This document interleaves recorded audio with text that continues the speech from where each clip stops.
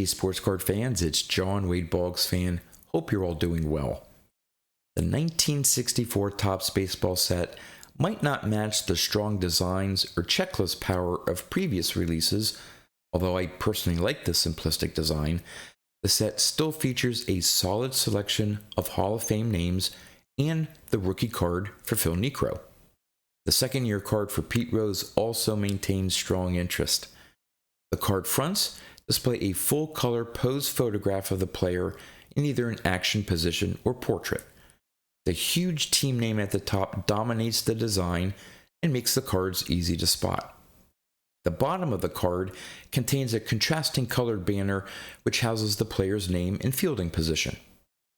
While I disagree, the 64 Topps design isn't a collector favorite for some, as they feel that the team name simply takes up too much space on the card and often interferes with the depicted player's image. The card backs are a noticeable orange color and contain the standard biographical and statistical information. However, a new twist to the back of the cards was added in the form of a magic answer to a trivia question about the player.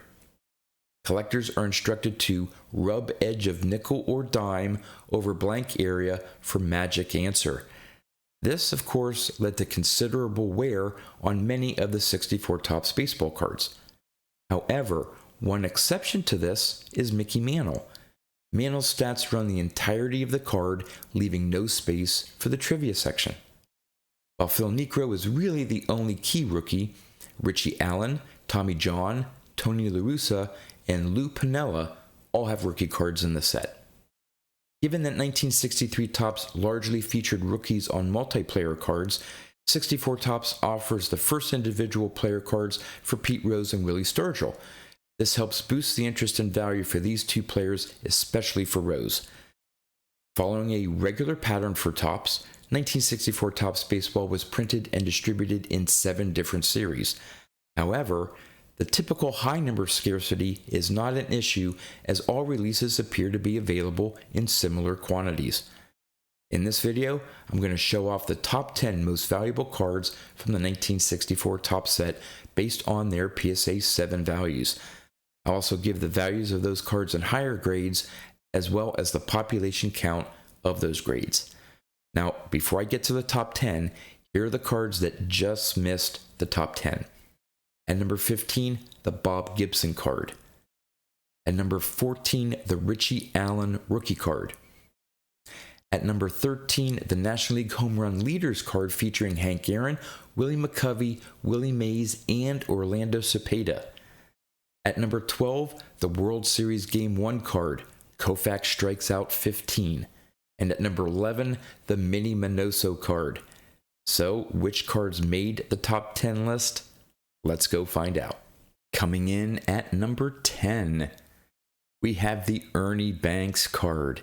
In a PSA 7, there have been 456 graded copies with a current VCP average price of $217. There have been 221 graded a PSA 8. They sell for around $500. In a PSA 9, there have been 29 graded copies, and the last PSA 9 sale back in September of this year through Heritage Auction sold for $9,064, placing the Ernie Banks card at the number 4 spot in terms of PSA 9 values. There has not been a card graded PSA 10. At number 9, we have the Phil Niekro rookie card. In a PSA 7, there have been 442 graded copies with a current VCP average price of $253. There have been 417 graded a PSA 8. They sell for around $428. There have been 68 graded a PSA 9. They sell for around $2,388. There have been 3 graded a PSA 10. The last PSA 10 sale was in May of 2021 through Golden Auctions, and it sold for $22,140, placing the Phil Niekro rookie at the number 4 spot in terms of PSA 10 values. At number 8, We have the AL Bombers card featuring Roger Maris, Norm Cash, Mickey Mantle, and Al Kaline. In a PSA 7, there have been 698 graded copies, and they sell on average for $265. There have been 540 graded a PSA 8. They sell for around $541. There have been 85 graded a PSA 9. The last one sold for $2,476. There have been 2 PSA 10 graded copies. However, in VCP's database, there have been no sales reported of either of those 2 PSA 10 cards. At number 7, we have the Sandy Koufax card. In a PSA 7, there have been 791 graded copies with a current VCP average price of $303. There have been 642 graded at PSA 8. They sell for around $516. There have been 98 PSA 9 graded copies. They sell for around $5,010. There have been 4 graded a PSA 10. The last PSA 10 sale was June of 2020 through Heritage Auction, and it sold for $37,200, placing the Sandy Koufax at the number 2 spot in terms of PSA 10 values. At number 6, we have the Topps in National League card featuring Hank Aaron and Willie Mae.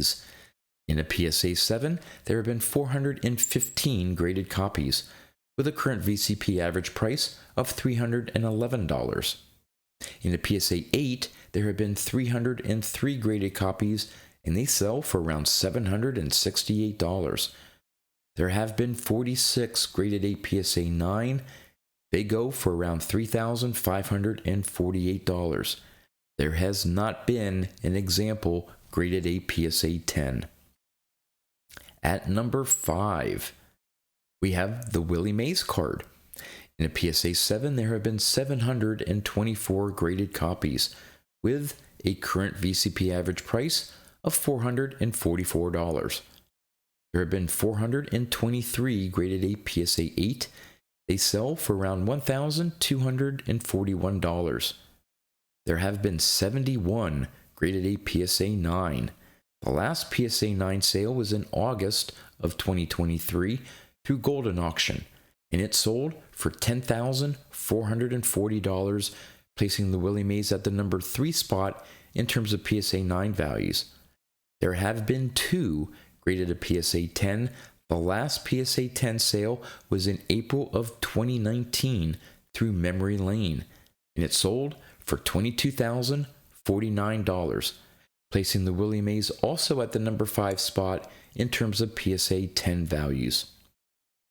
At number 4, the Hank Aaron card. In a PSA 7, there have been 671 graded copies with a current VCP average price of $496. There have been 441 graded a PSA 8. They sell for around $1,173. There have been 86 graded a PSA 9. They sell on average for $5,009. There have been 8 graded a PSA 10. The last PSA 10 sale was in July of 2021 through Golden Auctions, and it sold for $51,660, placing the Hank Aaron at the number 1 spot in terms of PSA 10 graded sales. At number 3, the Roberto Clemente card. In a PSA 7, there have been 563 graded copies with a current VCP average price of $569. There have been 381 graded a PSA 8. They sell for around $1,758. There have been 48 graded a PSA 9. The last PSA 9 sale was in January of this year through Heritage Auction, and it sold for $7,800, placing the Roberto Clemente at the number 5 spot in terms of PSA 9 values. There has been 1 card graded PSA 10. The only PSA 10 sale recorded was August of 2016 through Heritage Auction, and it sold for $35,850, placing the Roberto Clemente also at the number 3 spot in terms of PSA 10 sales. At number 2, the Pete Rose card. The second-year card for Pete Rose in a PSA 7 has a population count of 733 and a current VCP average price of $1,097. There have been 333 graded a PSA 8. They sell for around $3,464. There have been 36 graded a PSA 9. They sell on average for $32,400, placing the Pete Rose at the number 1 spot in terms of PSA 9 graded sales. There has not been a PSA 10 graded copy of the second-year Pete Rose card. And at the number 1 spot, yes, the Mickey Mantle. In a PSA 7, we have a population count of 1,027, with a current VCP average price of $1,098. There have been 512 graded a PSA 8, and they sell for around $4,023. There have been 43 graded a PSA 9. They sell for around $32,100, placing the Mickey Mantle at the number 2 spot in terms of PSA 9 sales.